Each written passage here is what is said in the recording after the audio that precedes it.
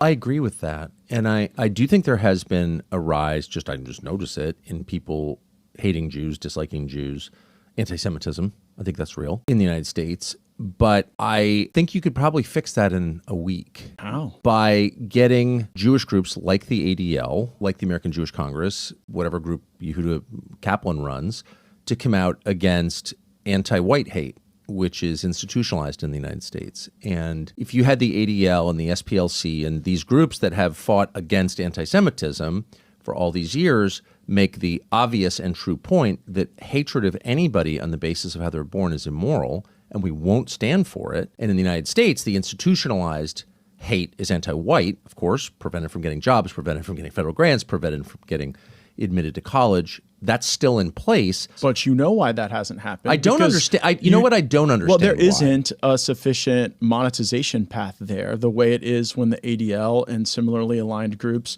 try to make the American people think that anti-Semitism is hiding behind. Okay, so if I get up and say it's only wrong when people attack people like me, then everyone knows that I'm not defending a principle, I'm defending a group interest. Right. And I can ignore your group's interests. I cannot ignore a universal principle. And the universal principle is that kind of hatred is always wrong no matter who it's aimed at. So why doesn't the ADL stand up and do that? I would send money to the ADL if they did that. I would. And I despise the ADL because that would be a defense of what's true and so needed. Why won't they do that? Well, when you're a witch hunter, you have to first convince people of the existence of witches.